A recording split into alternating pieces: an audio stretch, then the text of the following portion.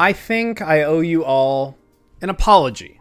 I may or may not be directly responsible for the power level that Wuyang is currently at right now. Like, it has all these extra things, like jump a little higher and you go a little faster. For the jump, it's barely anything. You can't scale anything. The actual movement speed is like barely any faster. If you're gonna add these special things to it, why not make it do any of the special things actually well, or like what you're going for? Does that make sense? Okay, did the dev team actually see and then listen to my video in particular when making those changes?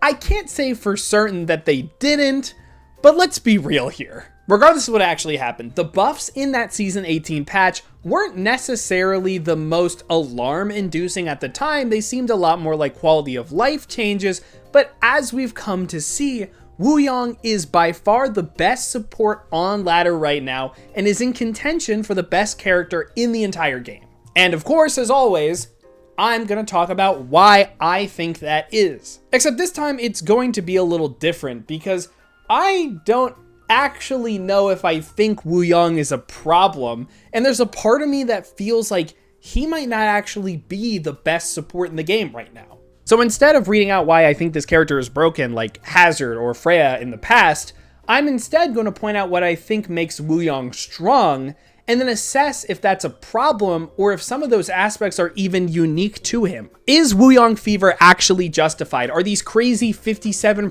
Wuyang win rates across the board indicative of a larger problem, or is there something hiding in the shadows distracting us from the real evils at play here? Only time will tell. And me, I will tell.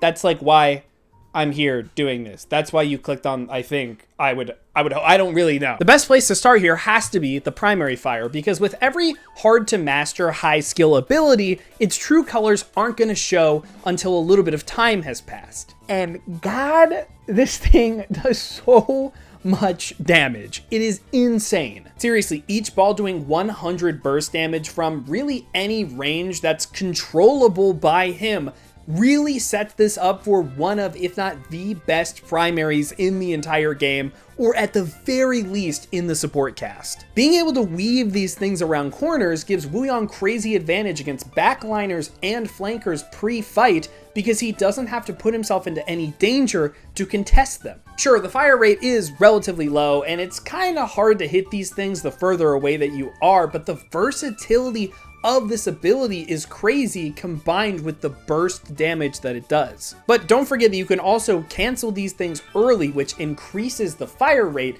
and it makes him really good at controlling a lane and spamming down a choke. One super underrated aspect of the primary fire, in my opinion, has to be the burst damage that it does, because not only is it really good into grouped up enemies, it's also really good into small groups of flankers to break them up. Say you have a Lucio and a Tracer going together on a flank getting ready to hit. One well-timed Wuyang orb could do the majority of one of their health bars and then a good chunk of the other one, forcing them to stop and wait for a couple seconds before they take their engage, giving your team an opportunity to counterattack the rest of their team. It doesn't seem crazy at first, but those precious seconds are really important in the types of compositions that Wuyang typically plays with. But don't worry about you tanks, I haven't forgotten. Wuyang is the best support at chunking down armor pools, which is really important for tanks. Being able to remove what, in my opinion, is the most important resource for the tanks that have it before they've engaged, and in some scenarios before they've even shown their face, that is just insane value. Combine all of that with the generous hitbox and the perk that allows you to do up to 120 damage and 2-tap 225ers, and this guy just shits damage everywhere. But before we get over our heads, we have to remember that numbers don't necessarily tell the entire story here. Fear not the player with 10,000 damage on Widow, but the one with 100 final blows. It is really easy to look at the scoreboard and see the damage and the healing dealt, though I'm not really focusing on the latter, and get our pitchforks all up in arms. But how much of that really matters in the grand scheme of things? Remember that Wuyang has particular places where he's really effective. Up close isn't going to be really good. He's not going to be doing a lot of really good actual damage. And if he's too far away, his fire rate goes down consistently and you're not even going to hit as many shots because it's harder. I don't know, I think his damage is one of, if not the best things about him, but I don't know if it's that overbearing that it's game warping. Does that make sense? I don't have the answer right now, but we're gonna circle back to this in a little bit, okay? Moving on here, we have to, of course, talk about Wuyang's survivability, and in this particular instance, I really mean his mobility. I did apologize already, but I did in fact suggest that Wuyang should move faster initially in Torrent and be able to jump a little higher. To be fair, I think that Torrent absolutely needed these to some capacity because it felt like a very limited ability during the playtest. Seriously, you could not escape anyone if they jumped you. You were so susceptible to any sort of dive. This is no longer the case, and Wuyang is not only super effective at surviving and kiting, he also puts himself in his effective range for duels to charge up his orb way more consistently because of that initial burst of speed. So he is much better at killing things while he's surviving as well. Some quality of life changes those were, huh? Don't forget that Wuyang's wave now falls off of ledges super far, so it's easy for him to kite back to or just stay in super safe positions while keeping his healing and damage output exactly the same. His healing beam radius is pretty long, and it takes a long time for the LOS to break the stream off of an ally, and that only increases his effectiveness at safer, longer ranges. Okay, time out. Are we actually calling that ability stream? Like, oh, I'm gonna keep my stream on you. Like, we've got to have something better than that, right? Anyway, I know that I'm framing his movement as potentially broken, and while it is really strong, I do want to push back on the notion that it's inherently a problem. Something that I really love about Torrent is that when you stay in it longer, you get diminishing returns. The most value that you get from Torrent is that initial burst of speed, and you typically won't need to use the jump height more than like once at the beginning either. Sure, you still get the speed boost for the duration, but the cooldown doesn't actually reset until you've canceled the ability, and that gives you an interesting decision. How long should I stay in my Torrent if I want to maximize the uptime? Stay in the ability too long, and you might not actually have the ability for when you need it next, but if you cancel it too early, you might potentially be leaving yourself at risk. I find it to be a pretty fun balancing act. But I do have one critique here, because I don't think it's enticing to wait out the entire duration of Torrent since it's so front-loaded. But I will, again, come back and tell you what I want to do there. I'm going to briefly mention the wave here, because while I was writing the script, the mid-season patch did come out and nerfed both the wave and the Torrent. Wave is now usable less often, and has a weaker healing amplification, and you have less survivability through movement because of the Torrent cooldown. What is the point of all of this? Every nerf to a long-range character's survivability or mobility only ever encourages them to stay in safer, further back spots more, and disincentivizes you from making plays, which just feels backwards to me. I do like the healing decrease, but these cooldown nerfs that prevent him from hitting his buttons as often just is gonna make him feel boring and uninteresting. All right, time to kick it up and sit back and spam. Hell yeah, man. Awesome. Total miss here from the balance team, in my opinion. Finally, Wuyang's ult is certainly better than I initially anticipated. In my first impressions video, I figured it was going to be used in a defensive manner because I thought that the knockdown was just not great, and I thought the overhealth was really good for saving allies. So I was wrong. Remember when they removed speed boost from Nano because it had a bunch of broken combos and just kind of removed a lot of counterplay from most characters in the roster? Well, they brought it back as a perk for Ana. Oh, and they gave it to Wuyang ult as well. No perk needed. I do understand the thought here. They want to give every character, movement endowed or not, a chance to actually use the knockdown if they got hit by the ult. Giving Ana a knockdown with no way to actually get her to any enemies makes it feel like you're wasting a lot of resources. Whatever, sure, I can get down with it, kind of, but I think that the bigger problem here is that the overhealth and the heal at the end encourage far too aggressive plays for the already mobile characters in the cast. Sure, Nano does heal and it gives you damage reduction and then the damage amplification, but you're not necessarily going to get value out of every single one of those every single time you use it. If I'm a full health Genji and I want to go fast this next fight with a Nano Blade, my Ana is choosing to give up the healing aspect of it to keep the tempo.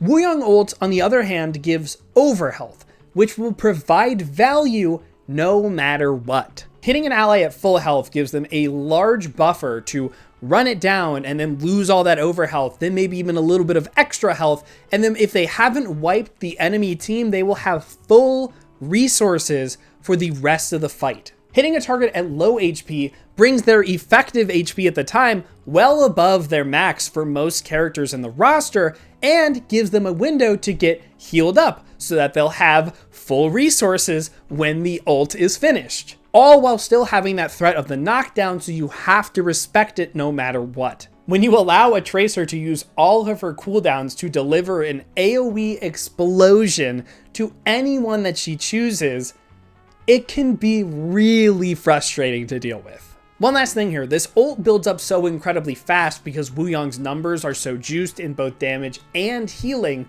that it feels like you're going to be playing into this thing and like at least half the fights you're going to be taking in a game, and I feel like that is a little out of whack right now. So that's why I think Wuyang is really good. And in a normal episode of this series, I would start moving into the parts where I go, this is how we can fix Wuyang or make him a little more in line with everybody else. But as I have continued to play more and more of this season, I fear that we have some bigger fish to fry. Some of the characters this season are, pardon my French, downright fucked up, more so than Wuyang can ever claim to be. I do want to make it clear here, not everyone I'm going to bring up is exactly meta in every scenario, but they have at least a niche enough in ladder or in pro play that I think it is legitimately a problem. And I'm not going to talk about everyone, like Sim, because to be honest with you, I've barely seen any Sim in any of my games, and I am in no position to talk about the strength or design of that character, because to be honest, I don't really understand her very well. So let's go through what I think are a lot more of the actual problems in the same order that I went through Wuyang's. First up, damage. Are we being so for real right now? Like actually, I'm like legitimately, what are we doing? Can you hear me? Scott Custa? Kennedy? What are we doing? Wuyang might be dealing a lot of damage, but at least that character's strength doesn't rely on a single boolean. Can I one-shot or can't I? This most recent Hog reworktion is just another file on this ever-growing stack of evidence against this character that supports a complete overhaul for the future. Hog is a character that doesn't function like a tank, but still occupies the role, and that makes him incredibly frustrating to fight against when he is actually good. He warps the game around him, takes over lobbies, and soaks up so much damage it feels like I am playing vanilla Destiny again. Okay, that's my joke that might make sense, but will most likely make people go, you have no idea what you're talking about, do you? Check! Oh. And don't think I've forgotten about Reaper, you old pal, old chestnut. Dire triggers plus a combination of spread reductions and damage increases has made this character such a nightmare in scenarios that he never should be. Instead of giving him any real counterplay to his weaknesses, he's just effectively had his range increased, which is just so antithetical to his already initially fundamentally flawed design. Now, higher damage and more bursty games are not inherently a problem. I've talked a lot about how I don't like the Season 9 health changes, and I'm okay with the damage numbers coming up to mitigate the fact that they want to have a couple more ways to balance health. But the key word talking about health changes that I forgot to talk about in that last take is global. Because if you increase the damage of only a couple, you create outliers. And instead of making the game faster and burstier, you actually do the opposite. You actually grind the speed of the game down to a halt because you can't really take any risks or make a play because the rewards you get are so much less than the rewards the enemy get from just kind of existing with the threat of one-shotting you. But the thing about that is that even with these characters, the game hasn't really slowed down at all. Why is that? It's because of our next category, Survivability. Obviously, many characters are designed to be survivable or have tools that kind of help them do it as well, but I think that this is one area where perks are really rearing their negative head. The biggest culprit, in my opinion, is Kiriko, and her perk that makes Protection Suzu give you cooldown reduction and speed when you get hit by it. I mean, it's just insanely broken. Like, there's no two ways about it. Like, it is crazy. The character that is known for having the best survivability in the support roster, that has 2 cooldowns that directly affect her survivability, now has an extra ability on top of one of them that she can give to herself and her allies that do effectively what her ult, which is probably the most broken ult in the entire game. It does what that does on a 10-second cooldown if used effectively. I'm serious, Scott. I'm serious. Like, I like, this is not a joke. Okay? I'm going to...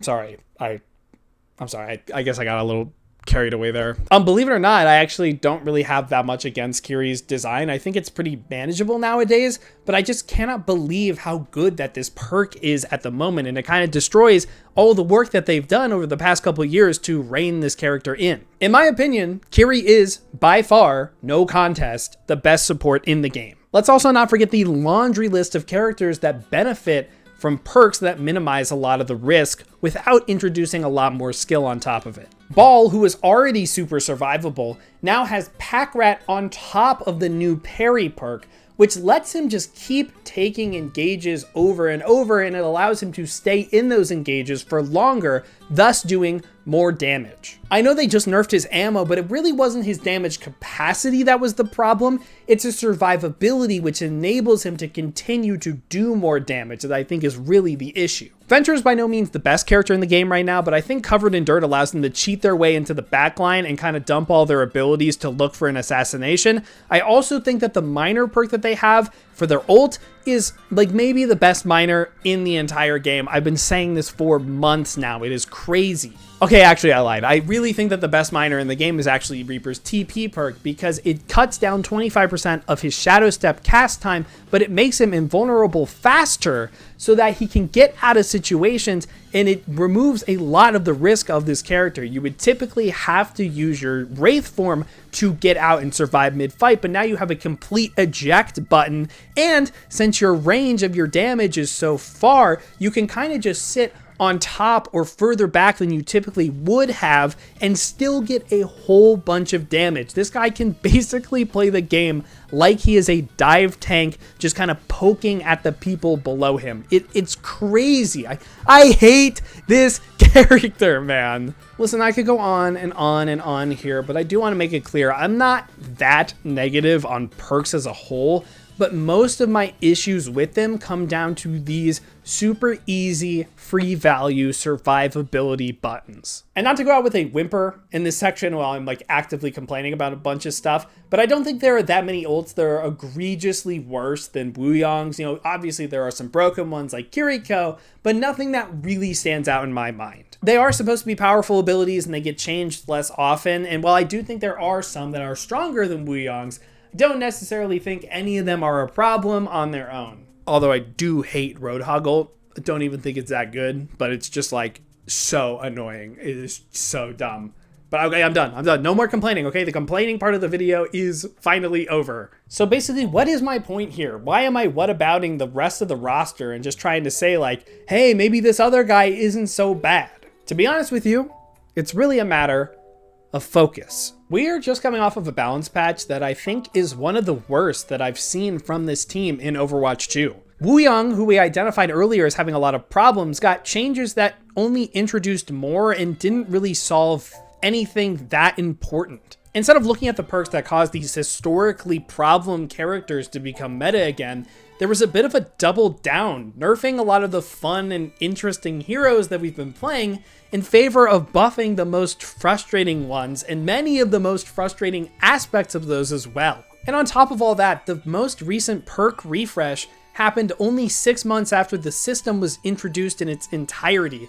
and I think it's becoming clear that this cycle is not keeping up with the pace that they need to figure out how to make this system work as best as it possibly can. New stuff is always exciting and definitely vital for the game, and I'm totally in support of scrapping stuff that doesn't work in favor of trying new stuff out. But at the same time, I also believe that the iteration process needs to be broken down and given some time to breathe, because how do you actually learn your lessons if you don't give the proper time to study them? You don't win a game of darts by blindly throwing at the board. You use every single game you've played before this match in order to hone your skills to hit the bullseye. Or like the triple 20, or like whatever you need contextually to win the game of darts. Listen, I only like kinda know how darts works, but like I feel like you get the metaphor. Why do we nerf characters that are fun and interesting to play that make the game a lot better overall,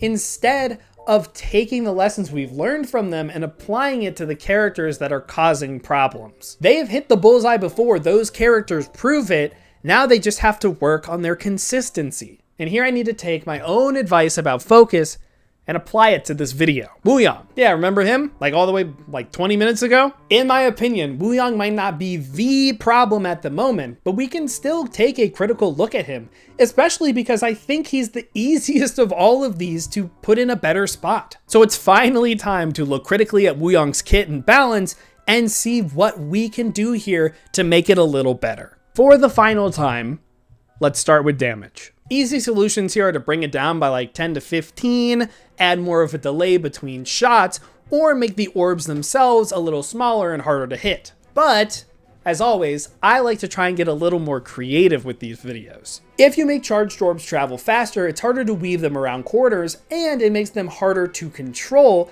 which in theory means that you're not going to be as consistent with them. I do think there's a problem with spamming if you did this, so I would say bring in one of those other solutions I talked about at the beginning, just to bring them in line a little more in the damage department. I also think that there's some room to play around with Wuyang's effective range, because as it stands, the projectiles don't have any fall off, and it's really easy to do max damage from really far away. Why not make Wuyang's charge a little more involved than just, is it charged or isn't it? Wuyang's orb could scale damage up to, let's say, a max of 100, but there is a finite distance that it can travel before its max damage starts deteriorating as it continues. AKA, the longer that it flies after a certain period, it's going to get weaker and weaker. What this does is it encourages Wuyang to get closer, because spamming from super safe positions is going to yield lesser results. He has to be more risky and more aggressive in order to hone in that damage capacity that he's really able to provide.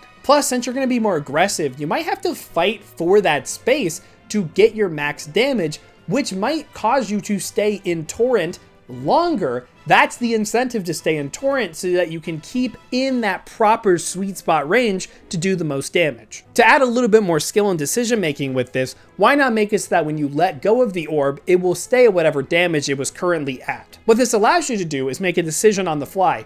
Do I track the orb and guarantee a hit with less damage, or do I want to throw it like a projectile and predict where they're going to go and get a better payoff? It's a synthesis of that projectile character DNA with the unique mechanics that Wuyang provides. Moving on to survivability, again, the easy stuff here is to make Torrent not launch you as far initially or not make you jump as high. I have pitched some other solutions in the past for making Torrent more interesting and more incentivizing to stay in, like giving you some healing resource when you're in it longer, or increasing your speed longer and longer the more that you're in Torrent, but I actually think that that primary fire change kind of solves all those issues, at least on paper. Torrent doesn't necessarily need another layer of extra sauce if it's a much more vital part of his kit and more intertwined with his primary fire. So honestly, I'm going to leave this ability as it is right now, but I'm open to those little slight changes that I talked about at the beginning. And finally, I do think that the ult needs drastic attention.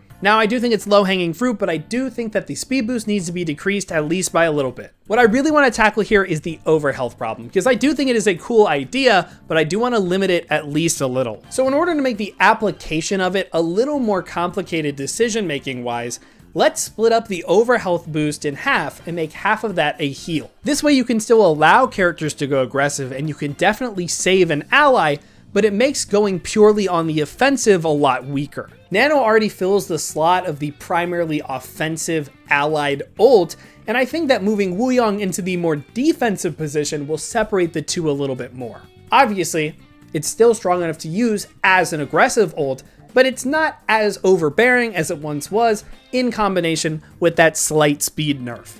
And last thing here, I do think it's a little ridiculous to throw a giant heal burst at the end of the ult, even though I understand that they do want the target to stay in the battle after it's popped. I say, easy solution here, let's just make that healing over time for a couple of seconds, so there is at least a little bit more counterplay and a little bit more risk involved, but you still could stay in and fight. Honestly, for the ult, for as broken as it is, I think the solutions are pretty simple. Finally, after all that, we are almost at the end of all this. Guys, focus is hard. I know you're here for an Overwatch video, and I've delivered.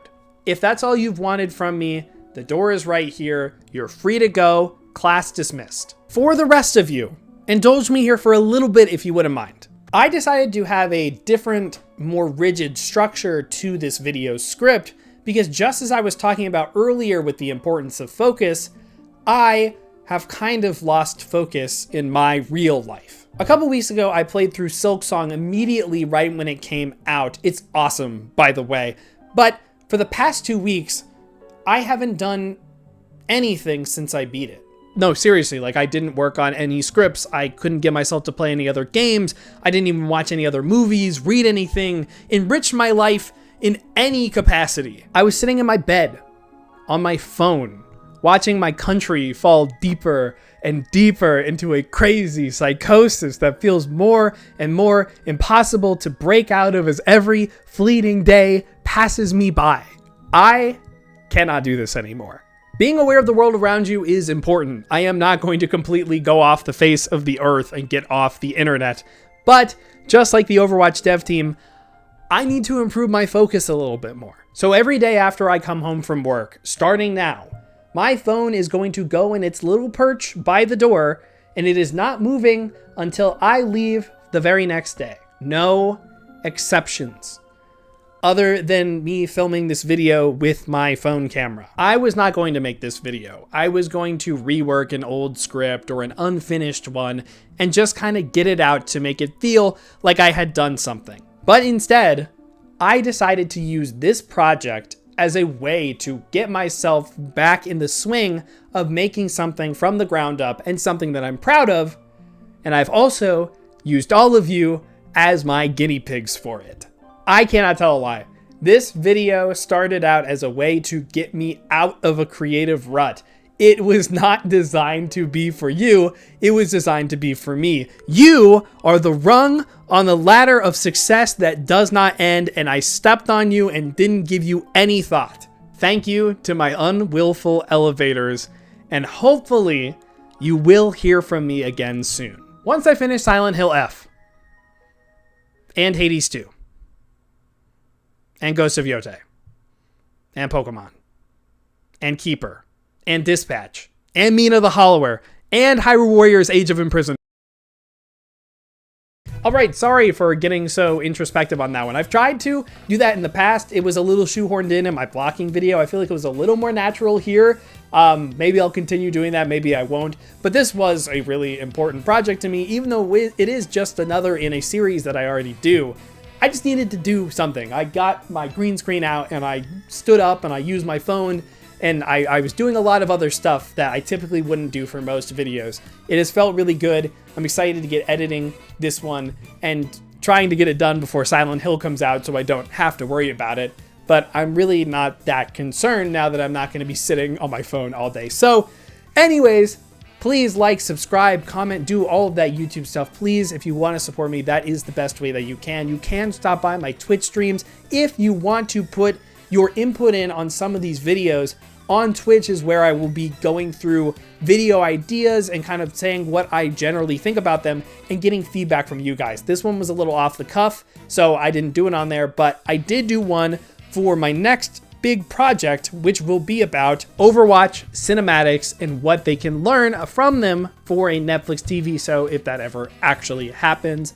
I'm really excited for that one. I've always wanted to talk about the cinematics because I have some spicy takes about them. But anyways, look forward to that in the future. I'm going to stop rambling. Join my Discord if you want to keep up with everything I do.